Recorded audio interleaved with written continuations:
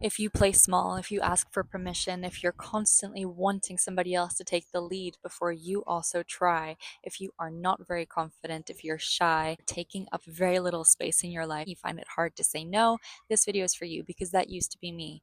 Easy choices, hard life.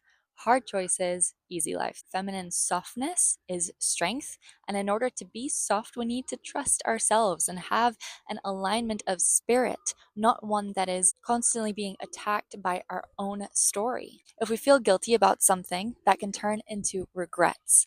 If we have regrets, that can build up shame in our body, and shame can make us keep secrets. So, those are the four things that really mean that our character is sort of dented by these moments in our lives that we haven't cleared because we haven't felt them through. And you need to feel it in order to heal it. As they say, it is so true. You need to be your own safe space before you can be somebody else's, and before you can expect somebody else to be that for you. You need to own your story, own your life, and be confident in who you are, in every aspect of who you are. Otherwise, that is felt because things are energetic before they become physical. So, in order to act a different way, you need to tell a different story. And I'm going to tell you all about that in this video. Welcome to Devoted to Extraordinary, where today is the first, last, only, and best day of your entire life. I'm so excited to come to you here from Bath. This is Victoria Park. I haven't been here for a few years, and I used to live right across the road. It is beautiful. If you hear any background noise, that is the fair that's going on right now, and there's a bunch of kids and families, and I'm enjoying the vibe very, very much, especially since it's sunny. I haven't had a gray day since I arrived to the UK. I'm incredibly, incredibly blessed. And I want to bring you along and talk about what really brought me into my own peace in life and resiliency and confidence was having the courage to try to be somebody new. So to own it, why that's important and what that is, means that you possess something, that it belongs to you. If you're not aware that something belongs to you, that's when other people see it as evidence. It is evident, Julia, that you have red hair. I can't look in the mirror and think I have blue hair, black hair, that I'm brunette, that I'm blonde, because it's obvious that I am actually a redhead. People will see that. If I deny it, it's obvious that it's not true. I am not facing the truth. It's the same with your patterns of personality. If you're a disorganized person, say, for example, you don't like to file your own taxes. You could save a whole bunch of money by learning how to file your own taxes. By keeping track of where it is that you put your money, you can actually start saving different ways, investing different ways. So that is what I mean by ownership, all the benefits that come with ownership versus the disowning and the lack of ownership. So shame lives in the body when we don't want to see what's already there. It is simply a lack of capacity to sit with what is true. When you can hold the truth, you become a bigger person because you start to embrace what's there. You start to see it and you start to allow it rather than resist it. And resistance is persistence. It is simply a story that you're telling about what you do not want to be there. You do not want it to be the way that it is. And that is not helping anybody. Surrender is the primary skill of any feminine energy, any feminine person. It is so important to learn to let go and have a looser grip on reality, especially if you disagree with it. So, to be able to surrender, you need to make peace with any regrets or secrets or things that you hold guilt and shame around. First, you want to acknowledge that alignment is, in fact, coming down to this now moment. Alignment starts with your thinking and your feeling, and then your words, your actions, and the result that come with each of those. So you're constantly capable of changing the narrative because you are in control of your thoughts and your feelings and your actions and your words. It's a very beautiful, magical thing when you start seeing how certain things are connected over the years, if you look back, all because of one choice that you made. For instance, for me, I turned up at a secondhand bookshop that was just near my school when I was 17, over and over and over, to the point that the owner said, "Do you want a job here?"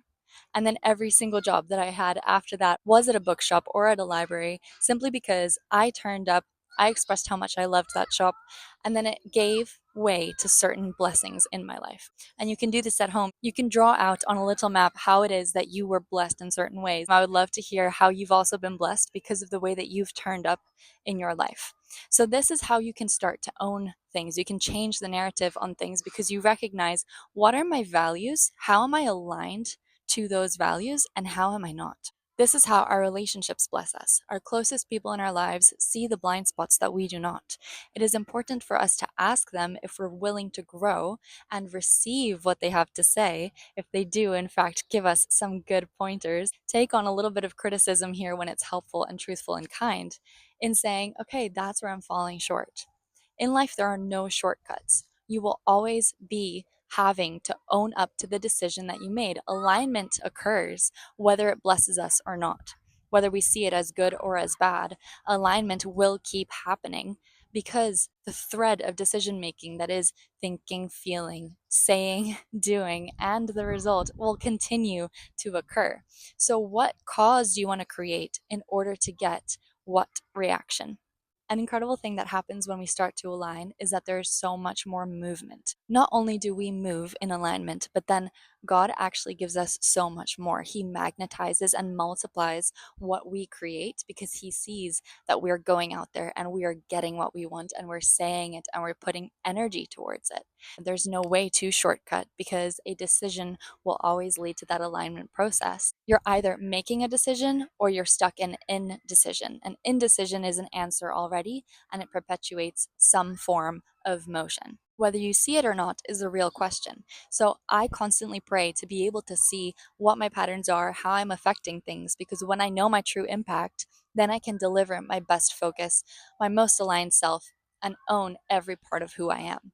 So that is what my closest relationships do for me. I'm so, so blessed that I do have people in my life that say, I didn't like this very much, or this isn't helping you very well, because it comes back to energy. Are you serving God, who is energy, focus, harmony, order, or are you serving the devil, who is chaos, disorder, who revels in people's griefs and misfortune?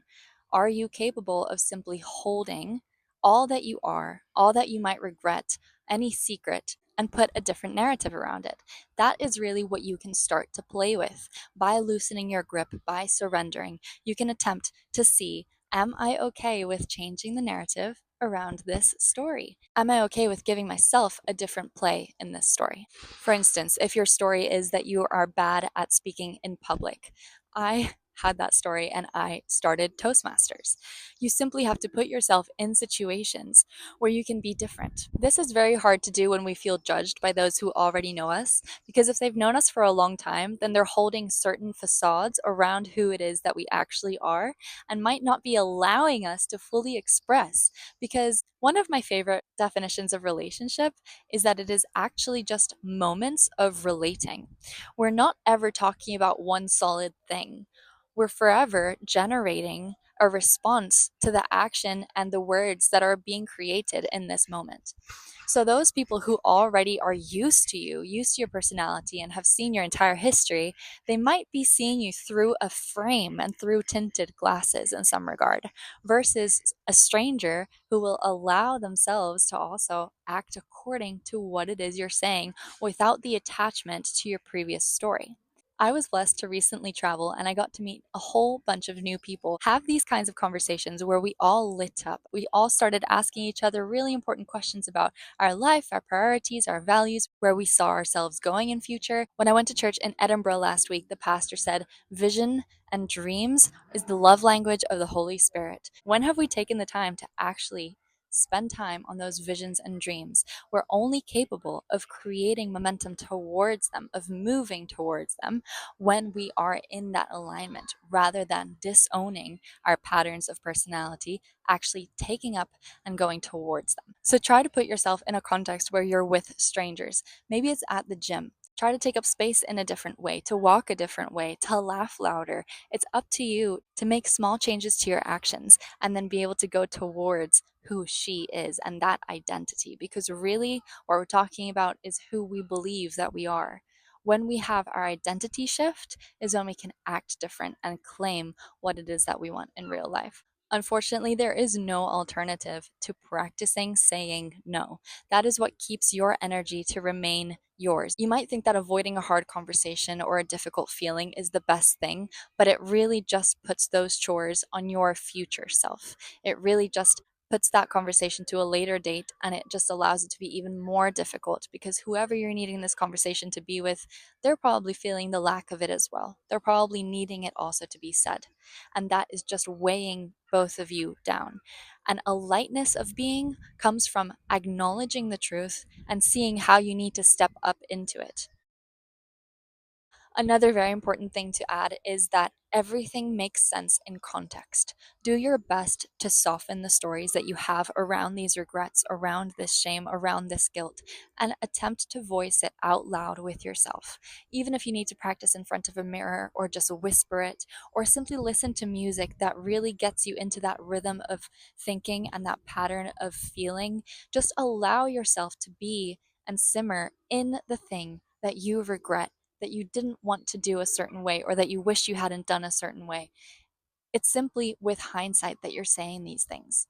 But when you were the person who did them, I'm sure that you can bring that understanding and that embrace to her, just like you wish that you could have had somebody there to understand you.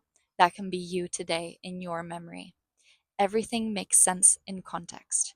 When I started to understand that, I started to see that I could not have acted a different way because we're only acting our best with the information that we're given at the time.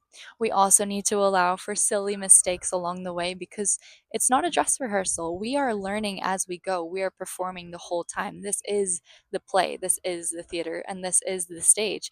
We're not given another shot. And a lot of learning is through experience. So allow yourself to have made mistakes. And in that allowing, in that understanding and embrace of your past self, that is real love. And holding only love energetically for all of these stories is what allows you to own them in the present moment and allows you to show up even more confident as the woman you were born to be today and into the future. So I hope that's helped. Comment below any purposeful and deliberate decision that you are making to live more in alignment today. I talk a lot more about alignment in my confidence video that you can watch, and I also put all of the graphics that I talk about in these videos into the newsletter on Substack, which is linked below. I would love to have you in our book club that is every single month. And I've also got 2 spots open for more virtue calls for women. I'm so excited. I love connecting with you girls and talking through how you can become that woman of virtue and vitality that you've always known that you can be. Until next week, as my grandma always said,